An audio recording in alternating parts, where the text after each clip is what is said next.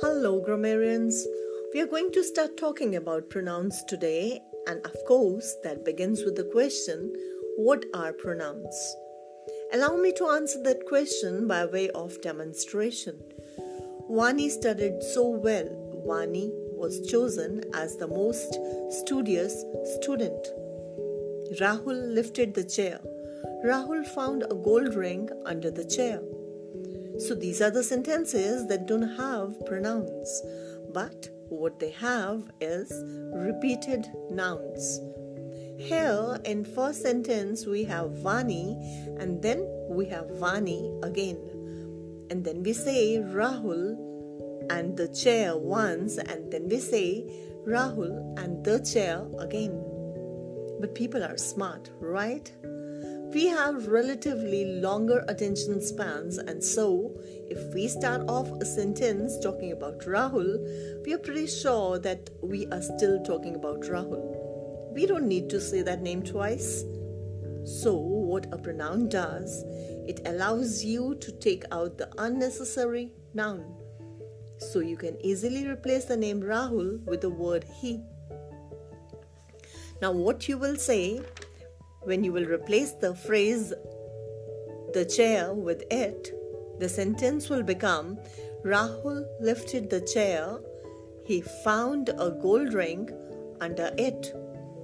Now words like him, it, her, all are pronouns. So what are pronouns? The words that stand in for other words. Now obviously her, he and it are not the only pronouns in English.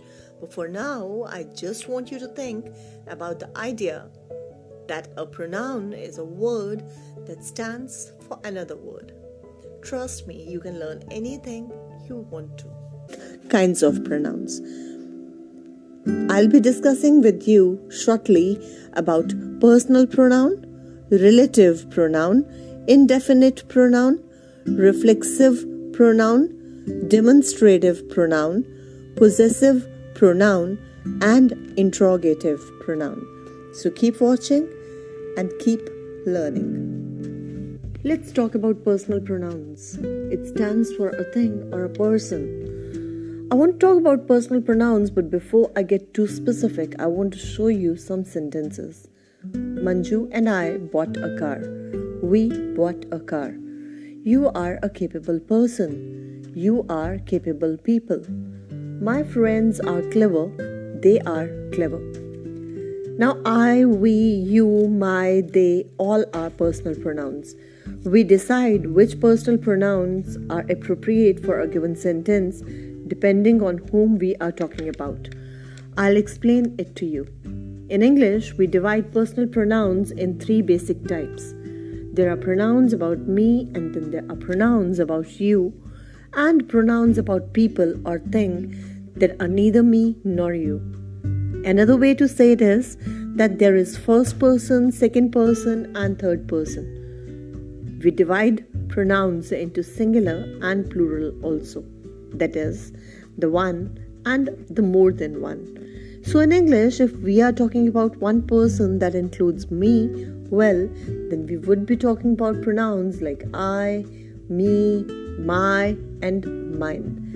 But if I am in the group of two or more people, we don't refer to ourselves as I, we refer to ourselves as we, or us, or our, or ours. And if I'm talking about you, whether it's singular or plural, I would say you, your, or yours. So when I said you are a capable person and I said you are capable people, I was trying to demonstrate that you is the same whether it's singular or plural. There is no difference between just one person and multiple people. So if we are talking about people or things that are neither me nor you, there is only one of those things, we would refer to that person or thing as she, her, hers, he, him, his, it, or its. Now, if we are talking about more than one person or thing that's neither me nor you, then we would say they, them, their, or theirs. For the meantime, just take a look at the chart and revise. To revise and quickly review what we have done in the chart, let's pick up a few examples. If I say it, is it first, second, or third person? If I'm talking about me, I am talking about first person singular. If I'm talking about you, it's second person singular or plural, depending on the sentence. If I talk about it, it's third person singular. And if I talk about they, it's third person plural. We have to make sure that we are working more on it. We have to practice more on it. Till then, give it a try. It's easy. We'll go deeper in the next video. Now we are going to discuss about relative pronouns. What relative pronouns do is they link clauses together, specifically independent and dependent clauses. And in case you guys don't know about independent or dependent clauses, that's perfectly okay. Just sufficient to say that these pronouns allow you to staple or glue up or fix up phrases together. For example, the man who sold the car is coming by on Sunday. Now here, the pronoun who is the relative pronoun. It's linking independent clause, the man is coming by on Sunday, to the dependent clause, sold the car. The relative pronouns of English are who, whom, whose, that, and which. And we use them all for different things. So we can use who, whom, whose, and that to refer to people, and whose, that, and which to refer to things. Let's take another example. Roses that I bought were beautiful. Or I may say, roses which I bought were beautiful. Both are acceptable, like that and which, both are acceptable here. But we cannot create a sentence using who here.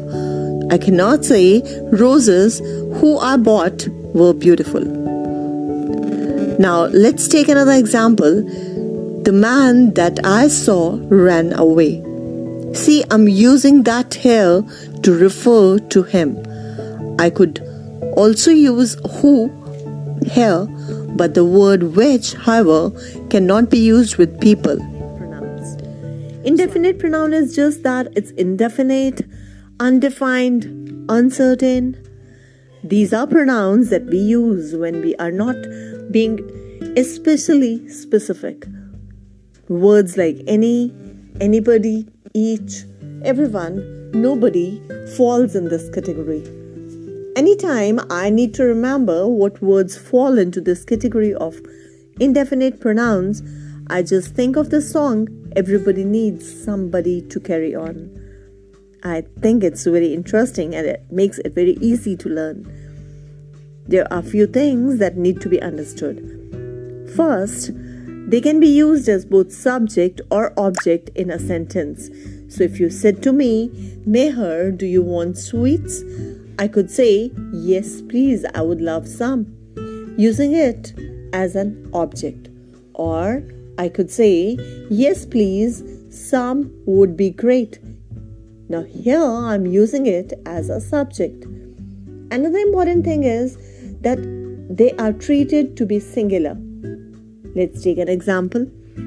Nobody was home. We use the word was, the singular form, even though nobody could refer to multiple people. Taking another example, everyone's looking at me. Here, everyone, like there may be many people who might be looking at me. Now, because they are plural, doesn't mean that I'll be using are with everyone. So, it's again another example for that. Taking yet another example, everyone was crouched behind the table to surprise me. But I already knew they were there. Now here in this sentence, you can see in the beginning of the sentence, everyone, I have used everyone was. But then in the second part of the same sentence, I'm picking up they were.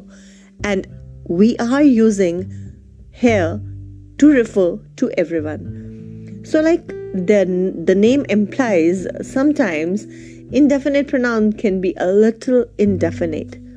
Alright, so let's just revise quick. The two main rules, the two cool rules to identify and establish about indefinite pronoun are: first, they can be used both as subject or as an object. And secondly, indefinite pronouns are usually treated as singular.